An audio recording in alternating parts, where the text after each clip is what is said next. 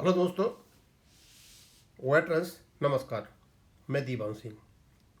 आपको पता है कि 9 तारीख को संसद में जब ये पूछा गया पेंशन अपडेशन के बारे में और वहाँ से जवाब आया कि there is no provision of pension updation in the provision और इन द रेगुलेशन, मतलब ये 3 चीज़ से मिल करके चलता है। इसका मतलब सीधा साधा ये है कि अब इनके पास कोई भी तरीका नहीं रहेगा सिर्फ ये कहने के कि रेगुलेशन में पेंशन अपडेशन नहीं है।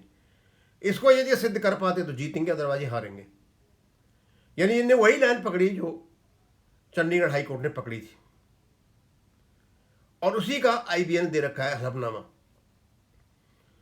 और इस प्रकार का संसद के द्वारा कहना कोई नया काम नहीं है, पहले भी करके बैठ गए हैं। पर सबसे बड़ा नया काम यह है कि कुछ लोग, शरारती लोग, एक पढ़े लिखे एमपी को गुमराह करते हैं और इस प्रकार का प्रश्न पूछवाते हैं और जो स्टेट फाइनेंस मिनिस्टर हैं रटा रटाया जवाब देते हैं। और यह जवाब वही है जो माननीय सुप्रीम कोर्ट में एडिशनल डॉक्यूमेंट्स में दे रखा है, उससे हट करके नहीं है।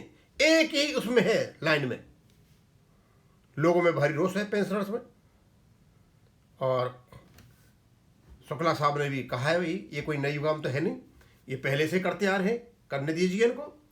और उन्होंने अपने एक मैसेज दिया है सबको, कहते हैं since yesterday we have received many forwardings of reply dated 9/3/2026 of state finance minister Pankaj Chaudhary to unstarred question 2007 से 9 ऑफ श्री कोंडा विश्वेश्वर रेड्डी का। फॉरवर्ड में से बहुत आ रहे, भर गया सारा का सारा। There is nothing to take cognizance and add important to such still questions. ऐसा कुछ नहीं है इसमें, ये पुरानी बासी चीज़ें हैं, ये पहले भी आ चुकी हैं, कई साल पहले आ चुकी हैं। And reply thereof replies in parliament are based on official feedback. Parliament में जवाब दिए जाते हैं, उसका ऑफिशियल फीडबैक होता है, वहाँ से बन करके इन्फॉर्मेशन आती है सारी की सारी। अब क्यों गवर्नमेंट भी उसमें पार्टी है, बैंक भी उसमें पार्टी हैं, तो वो तो अपनी जैसी बात कहेंगे ना। बात भी सही है। Official stand of banks is that there is no pension updation provision in BEPR 995. Banks have taken this stand in SCI. So far there is no any change in their stand. Further, in MC Singla case, Union of India is one of the respondents where it told banks stand. इसलिए bank और union of India स्वाभाविक सी बात है, उनके पास जो available मजबूत साधन होंगे उनका फायदा उठाएंगे।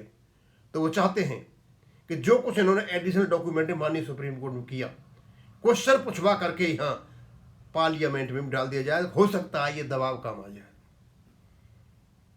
इतना घिनौना कृत्य कुकर्म मैंने नहीं सोचा कभी हुआ होगा। मतलब constitutional right, democratic right,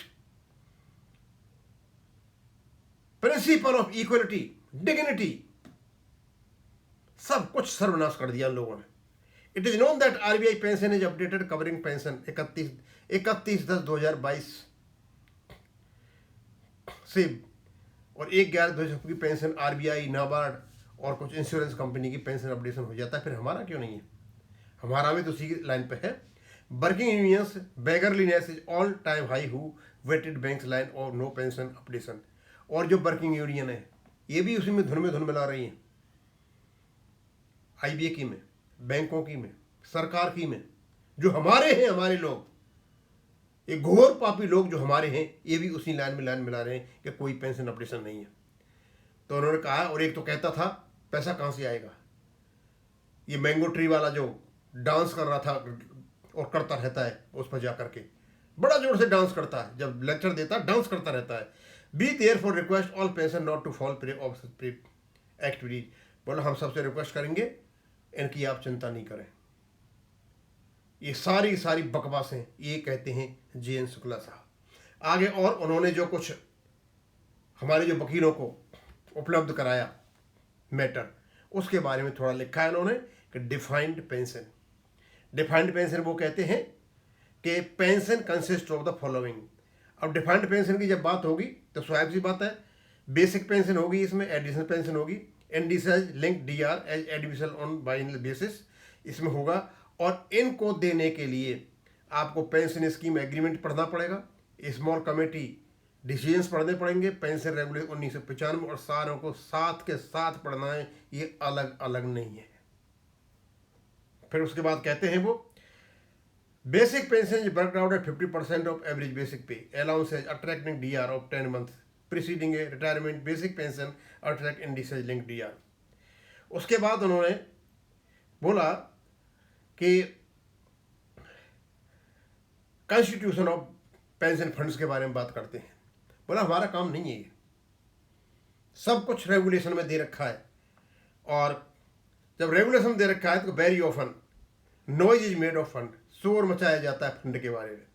banks constitute a fund to be called pension fund under an irrevocable trust. The pension fund shall have for sole purpose the provision of payment of the pension, family pension, जो कुछ भी है सारा का सारा। और इनका 5(2) जो रेगुलेशन कहता है कि जो बैंक हैं सफिशिएंट फंड उसमें पेंशन फंड में डालेंगे, और ये उनका सोलम ऑब्लिगेशन है बंद करना, और फाइनेंशियल बर्डन की बातें करना एकदम मीनिंगलेस है।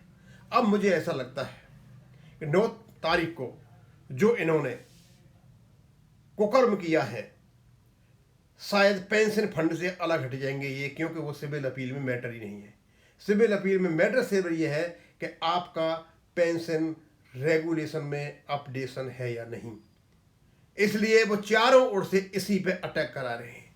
और यदि सुप्रीम कोर्ट में तुषार मेहता जी इस पर्टिकुलर चीज को लेके आते हैं, there is no pension updation, तो मैं एक बात बता देता हूं, भारतीय कानून के इतिहास में, सुप्रीम कोर्ट के इतिहास में और संसद के इतिहास में इससे घिनौना कार्य कोई भी नहीं होगा। यदि तुषार मेहता साहब, सॉलिसिटर जनरल ऑफ इंडिया, अपने मुंह से ये निकालते हैं कि कोई भी पेंशन अपडेशन नहीं है, तो इससे बड़ी कानून की हत्या नहीं होगी, क्योंकि वो ये जानते हुए भी कहां पेंशन अपडेशन है और संसद माननीय सुप्रीम कोर्ट में जाकर के झूठ बोलते हैं, तो अपनी प्रेस्टीज और इमेज और रेप्यूटेशन सारा धाराशायी हो जाएगा। कैसे झूठ बोल सकते हैं? झूठ नहीं बोल सकते। इसलिए शायद संसद से एक फ्रेश मैंडेट लिया गया, जाकर के सुप्रीम कोर्ट में दिया जा सके। अब ये तो स्वाभाविक सी बात है, मुझे नहीं लगता इसको सॉलिसिटर जनरल ऑफ इंडिया साहब इसको बोलेंगे। हो सकता है उनकी बहुत बड़ी फर्म है, उनको कोई वकील बोले, उसमें हो सकता है आदरणीय ध्रुव मेहता जी बोले, लेकिन खुद नहीं बोले, दूसरे से बुलवा दें।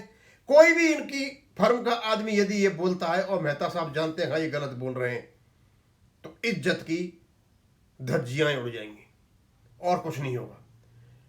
लेकिन फैसला तो माननीय सुप्रीम कोर्ट को करना है, कि उनके सामने तो रेगुलेशन रखा हुआ है, हमारे भी तो वकील रखे हुए, अभी तक तो जवाब दे नहीं पाए। पता है अच्छी तरह से कि रेगुलेशन है, और रेगुलेशन होने के बाद भी संसद में झूठ बोला गया है, तो ये व्यूह रचना रची किसने? कि माननीय हमारी जो संसद है उसमें एक एमपी के माध्यम से प्रश्न पूछे जाए, स्टेट फाइनेंस मिनिस्टर उसका जवाब वही जवाब दे जो माननीय सुप्रीम कोर्ट में दे रखा है। तो इसका मतलब यही है कि सुप्रीम कोर्ट को डराने धमकाने की कोशिश की जा रही है। तो मुझे नहीं लगता कि आप सुप्रीम कोर्ट को डरा सकते हो और धमका सकते हो। दोस्तों, जे शुक्ला साहब ने कहा है ये कोई नया काम नहीं है, ये इनका पुराना काम है, यही काम ये करते आ रहे हैं। आप आश्वस्त रहें, आप सुप्रीम कोर्ट पर विश्वास रखें कि वह न्याय होगा, वो न्याय का मंदिर है, कोई कुछ नहीं कर सकता। बहुत सारे केसेज हुए हैं, ये तो कुछ भी नहीं है। जिस समय गलत तरीके से सबसे ज्यादा पावरफुल और दबंग लेडी, जिसको हम प्राइम मिनिस्टर इंदिरा गांधी कहते हैं, चुनाव जीता था, उसको इलाहाबाद हाई कोर्ट ने इनवैलिड कर दिया था। तो ये तो हल्का सा काम है, ये तो सुप्रीम कोर्ट का काम है। और सुप्रीम कोर्ट ने न जाने कितने केसों को निरस्त किया है, रिजेक्ट किया है, और इनको एक बेसिक स्ट्रक्चर में बांध दिया गया था। ये उससे बियॉन्ड नहीं जा सकते। हमारे इसमें रेगुलेशन में प्रोविजन है, इसको ये नकार नहीं सकते। अब इसको मैं यहीं ख़त्म करूँगा। थैंक यू, धन्यवाद।